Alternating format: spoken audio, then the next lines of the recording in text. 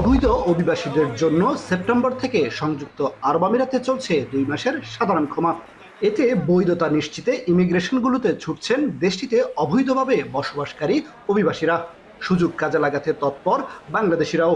পাসপোর্টের মেয়াদ বাড়াতে ভিড় করছেন দেশটিতে অবস্থিত 2টি বাংলাদেশ মিশনে। এখন যেহেতু সুযোগ পাইছি, আমি পুলিশ রিপোর্ট করে তারপরে এখন পাসপোর্ট করার জন্য আসছি। পাসপোর্ট হলে ইনশাল্লাহ আমি ভিসা লাগাবো, এখানে পারমিট হয়ে থাকবো। এখন ভিসার সুযোগ দিছে, তখন আমি ভিসা লাগাইতেছি। পাসপোর্ট আমি বানাইছি, পাসপোর্ট আবেদন করছি, এখন আমি ভিসা লাগাবো। পাসপোর্ট রেনু অলরেডি ওকে হয়ে গেছে আমার। আগামী 27 তারিখে আসবো, পাসপোর্ট নিয়ে যাবো, এরপরে ভিসা অ্যাপ্লাই করবো। সাধারণ ক্ষমার আওতায় জেল জরিমানা ছাড়াই দেশে ফেরার এই সুযোগ হাতছাড়া করতে চান না অনেকে। তাই ভ্রমণ অনুমতি নিতেও বাড়ছে ব্যস্ততা। এলো ভিশন মুশকিল আসান অফার। যে কোনো ব্র্যান্ডের পুরনো ফ্রিজ নিয়ে চলে আসুন ভিশন শোরুমে আর নিয়ে যান নতুন ভিশন ফ্রিজ 20% পর্যন্ত ছাড়। আমি ওমান থেকে আছি, 1 বছর কানে গেছি। মনে করেন এদের বিভিন্ন ধরনের কাজকর্ম করতাম। ইনশাআল্লাহ এখন মনে করেন আউট পাস হয়েছি, খুশি হয়েছি, আলহামদুলিল্লাহ। দেশে চলে যাবো। 3 বছর ধরে ভিসা নেই, অনেকদিন পরে সুস্থভাবে দেশে যেতে পারছি সাধারণ ক্ষমা নিয়ে। জেল জরিমানা ছাড়াই যেতেছি, এই জন্য অনেক শুক্রিয়া। আল্লাহ কাছে অনেক ধন্যবাদ। আমার যেন সুস্থভাবে আসতে পারি। আজকে আউট পাস ট্রাভেল পাস হাতে পাইলাম, অনেক খুশি। মিশনগুলো জানায় চলমান সাধারণ ক্ষমায় পাসপোর্টের গড় আবেদনের সংখ্যা বেড়েছে। দিনে আবেদন ছাড়িয়ে যাচ্ছে 6 থেকে 7 শতাধিক। 2 থেকে 12 সেপ্টেম্বর পর্যন্ত বাংলাদেশ কনসুলেটে ই পাসপোর্টের আবেদন জমা পড়েছে 6,835টি, আর এমআরপি পাসপোর্টের আবেদন 844টি। এছাড়া আবুধাবি দূতাবাসে গত 10 সেপ্টেম্বর পর্যন্ত 630টি ই পাসপোর্ট এবং 755টি এমআরপি পাসপোর্টের আবেদন করেন প্রবাসীরা।